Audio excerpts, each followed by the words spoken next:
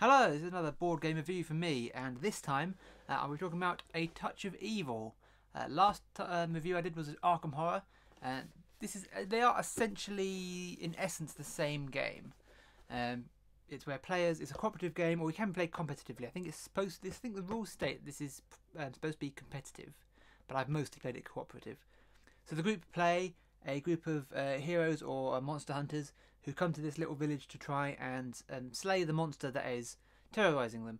In the starting game, you have a vampire, a werewolf, and the headless horseman, I think. So it's a very similar setup of the players versus as a big evil trying to explore the location to find equipment and events and things like that. This is a different setting. Obviously, Arkham Horror is set in the Lovecraft, the Cthulhu universe.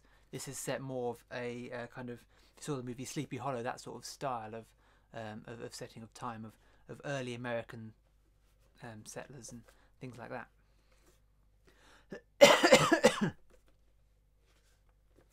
I really like the theme. You'll see in a bit that the components, I'm not 100% on the components. They have a strange. Let me get a card.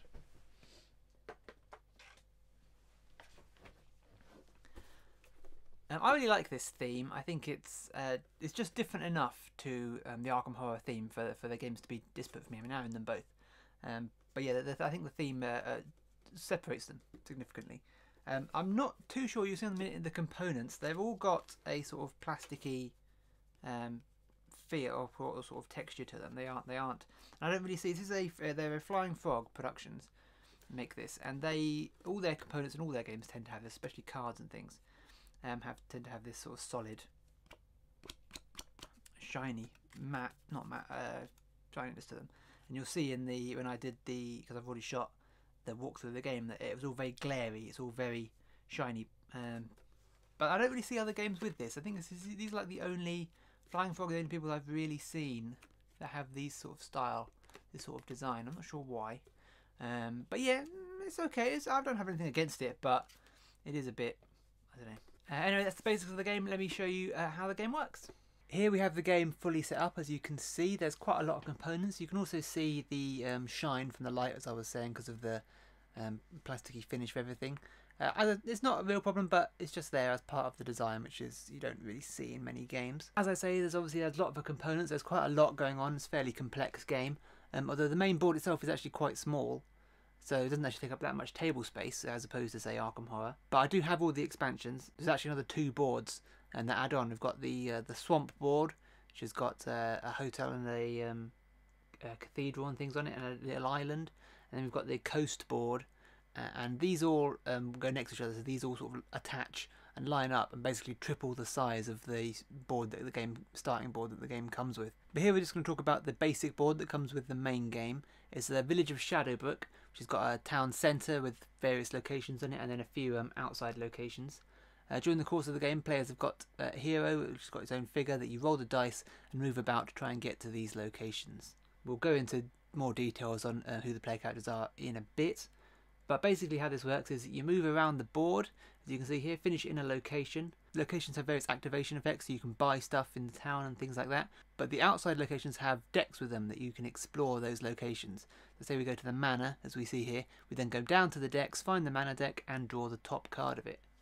So here we see we have found a cross, which is useful, seeing as we're fighting a vampire.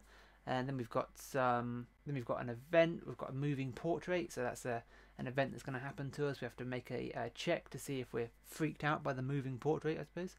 And then we have a villain, so these decks also contain bad guys. This is a creeping evil, so it's only got 1 fight dice, but it does have 4 wounds, so we have to fight that now or run away. Players will also pick up these event cards, which happen at various instances. Mostly they happen when you roll a 1. If you roll a 1, it's obviously quite bad luck, but you do get to draw an event card. I won't go into all the details of what all of these do, because they are quite random. They're usually quite good. They go into your hand of cards. Sometimes they give you special powers, sometimes they just allow you to do certain things, re-roll dice and things like that. They're just kind of action cards that you can play. But at the end of every round, you're going to be drawing one of these mystery cards. These are almost always bad. This one gives the villain an extra 2 wounds, for example, the big bad monster. We're going to play some enemies on the board, some succubus on the board, and that's very bad. And there's a murder card as well there. So yeah, these are almost always bad. In fact, these are always bad, and you have to draw one every round. But what they'll also do is they will increase the shadow track. Now the shadow track for one thing, determines how expensive lair cards are. So they've got numbers across the bottom. You can see 12, 8, and 3.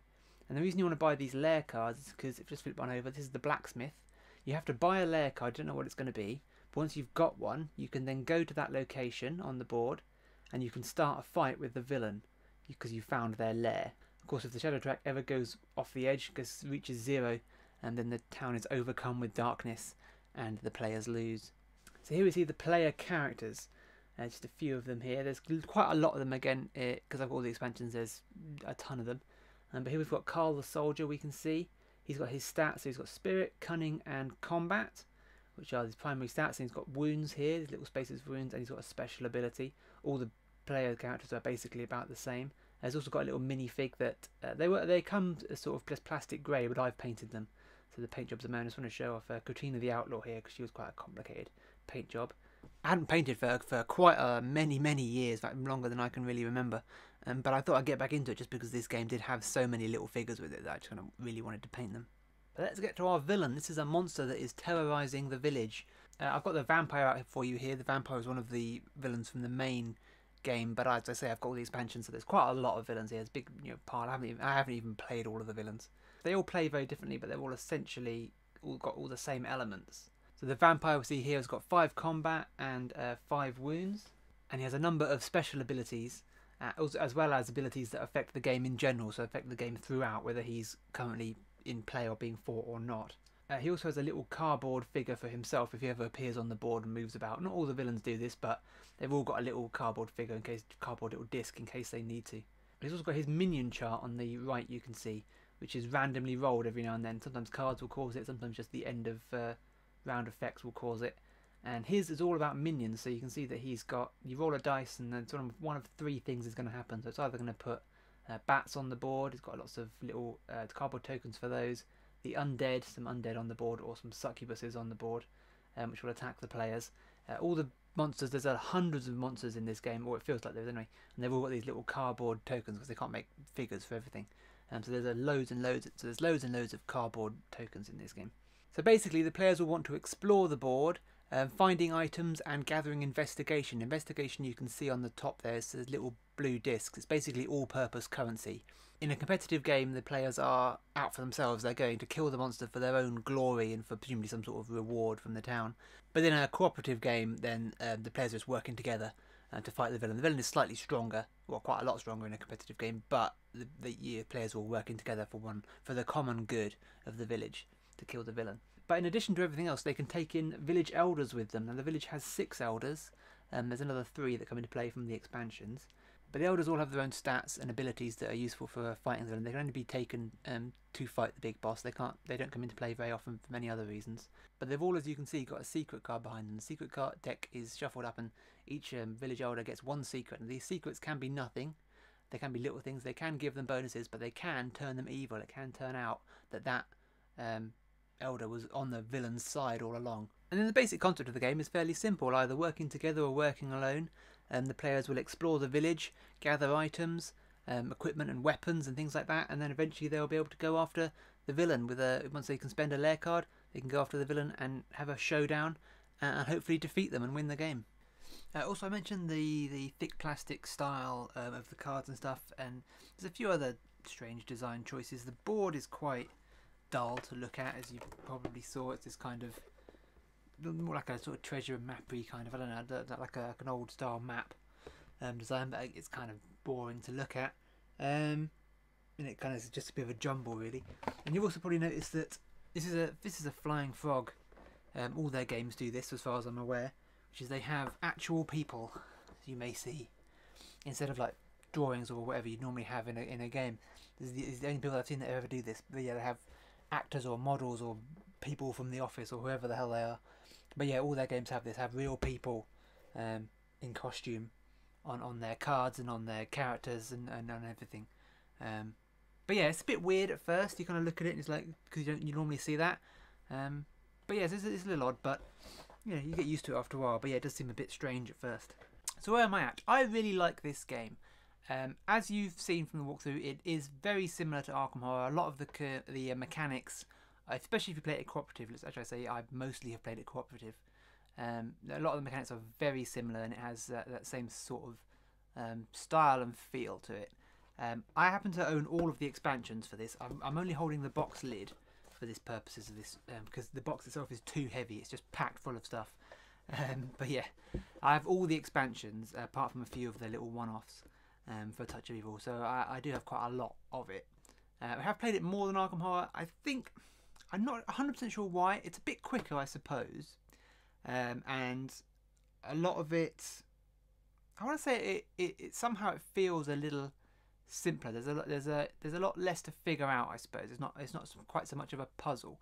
But the problem I do have with it, I think I still like Arkham Horror more than Touch of Evil ever so slightly, because Touch of Evil gets a bit out of control after a while. The mystery cards are often introducing new rules. The minions all behave differently. The encounters that you have are very different, whereas Arkham Horror, they tend to be a bit themed. The encounters in this can be quite random, and they can change up the game. And as I say, when the mystery cards are adding new rules and you're just drawing more and more and more, you want to take out the monster as quick as possible, just because the rules get really confusing after a while if you've got various different effects coming into play. And you've got the Town Elders behaving in different ways, so it can get... You kind of want to attack the monster, be attacking the monster's lair as quickly as possible, just so that the game doesn't get too confusing. Which is, I guess, a negative against the game. But on the whole, it's never been a turn off. I don't think I've ever played a game with this where we haven't forgotten a rule, just because there's so many of them cards come into play. You kind of just forget what's going on. But I don't think it's never really been a big problem. But it is there as a problem. As I say, I have every expansion, which has a ton of stuff. There's a ton of characters and villains and monsters and event cards and all sorts of other things, and all my little minis that I've lovingly painted. There's hundreds of these. It took me quite a little while to get all these done, but yeah, they're all pretty cool now they're painted. They all look really nice, in my humble opinion. But yeah, no, that is the game. If you like that style of Arkham Horror, sort of role-playing-y, that sort of theme, then this is essentially the same thing. You might find this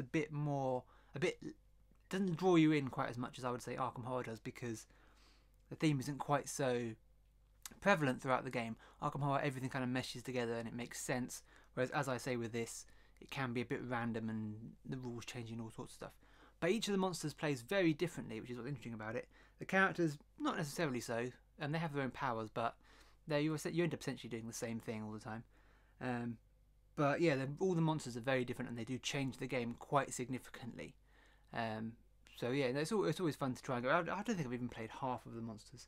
I don't know how many there are, maybe 15 or so with all the expansions. But yeah, I don't think I've played half of them thus far. So on the whole, very positive. Again, a lengthier, deeper game, quite a hard one to get into. You wouldn't, don't get it out with non-gamers, I would say. But yeah, no, it is really good and very rich in theme. And if you like that style of sort of old monster movie style, then this is exactly what you need. It covers a lot of bases. It's got ghosts and vampires and werewolves and all sorts of things that Arkham Horror is all about. A monster, big ancient old one, godlike demonic thing, alien thing trying to take over the world. Whereas these are all very different. These monsters all have all those sort of unique goals and unique mechanics to them. But yeah, no. If you like the sound of that, do check it out. Check out Arkham Horror if you didn't see that one. Check out all my other videos and like and subscribe and blah blah blah if you like anything I do on my channel at all. I'm trying to keep the channel busy. It's not that easy, but I'm trying to, and hopefully I'll be able to do more in the future. But yeah, that's my review. So hope you enjoyed that. Thanks for watching. The end.